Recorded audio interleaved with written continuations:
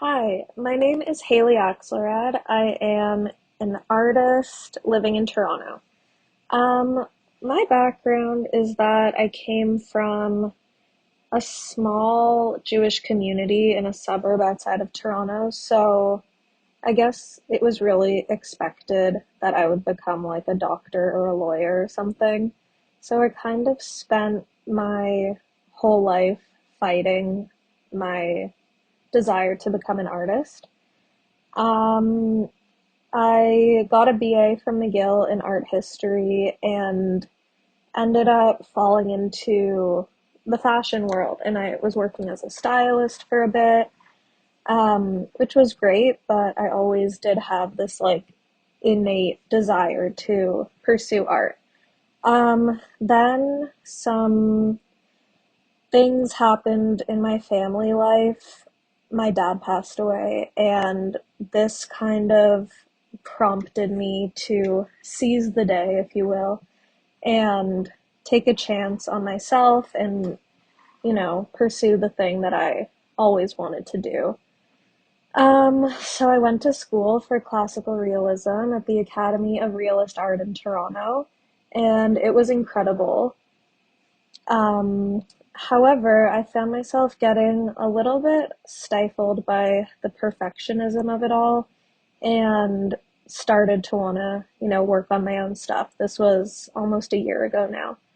And basically, I created this style where it's so loose, it's so naive, and painting this way has really sort of freed me from my perfectionistic tendencies, and it was kind of just like a rebellion against everything that I learned in the academic world. Even though I do love realism and academic art and all the people I met, it was just, you know, sort of freeing.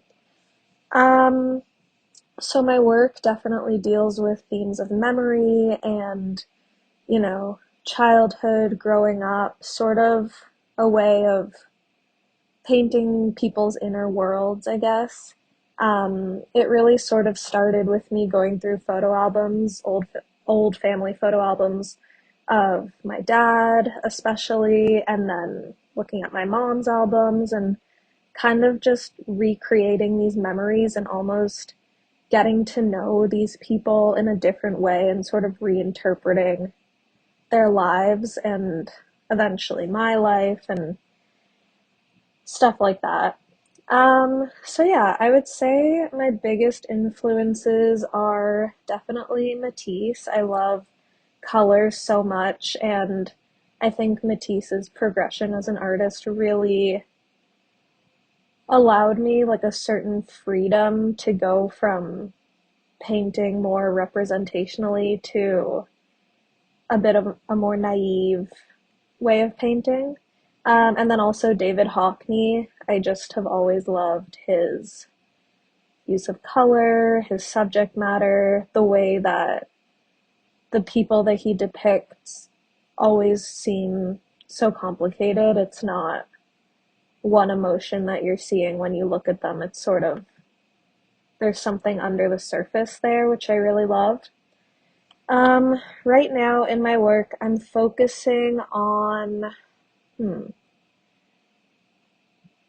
I don't know, I guess just making work that I really like and that speaks to me. It's very hit or miss. There's definitely days when I'm like, oh my God, what am I doing? Like, this all sucks. And then there's days where I'm like, wow, I'm amazing. So it's very much day to day. I definitely try not to overthink the work. I don't want it to look, overworked or too intentional. I want it to have a sort of freedom to it, which I think definitely comes across when you see it, or at least I hope it does. Um, I'd say the biggest challenge of being an artist for me, well, obviously the financial stresses are real, but also just the constant self-doubt, especially in the beginning. I feel like this is probably the way that people feel in any, like when they're starting any business, but it's more with being an artist, there's so much stigma around it, and like, right, you know, when you say you want to be an artist when you're little, like people kind of laugh at you. And I definitely experienced a lot of that growing up. I remember I had one teacher in particular who, like I said, I wanted to be an artist, and he was like, oh, well, you're gonna starve and all this stuff. And that kind of just ingrained this like deep seated fear and belief that I would never be able to be successful at it. So I kind of just didn't try. So yeah, I'd say if I could give any advice to my younger self, it would be don't listen to the haters. There are some artists, well, many artists who make a very good living doing it. Some artists who are so successful and they never would have gotten to that point if they hadn't just taken a chance on art and on themselves, and just follow your inner voice that's telling you that you need to do this thing, because life is short, and just do what you love. I really do believe that. Um, I honestly, I rarely listen to music while I paint. I used to. I don't know when that kind of switched for me, but I usually listen to podcasts. I definitely listen to the podcast Armchair Expert, Dax Shepard's podcast, which is just like my favorite podcast in the world. I listen to every episode. And I also listen to a lot of like stupid podcasts, I guess, like Real Housewives and like celebrity gossip podcasts, just kind of like stupid things that I don't need to focus on too much, but it's kind of like this background noise, because I think if I am too alone in my studio or too alone with the work, I can tend to get a little scared or like overthink it.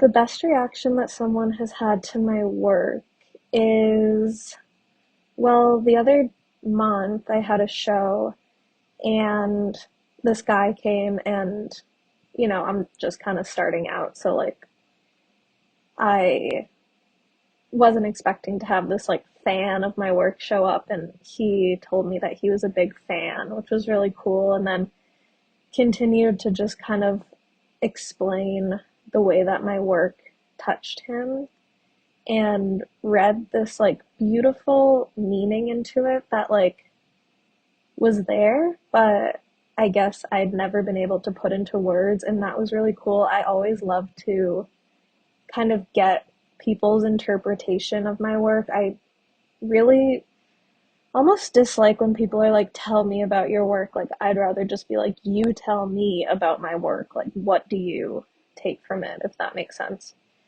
Um, what do I hope people take away from my work? I hope that it makes them think, and even more than that, I hope that it makes them feel.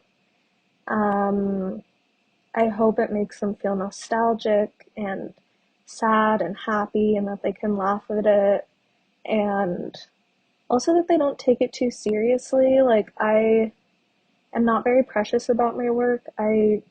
This isn't like brain surgery that I'm doing. Art is supposed to be light and fun, and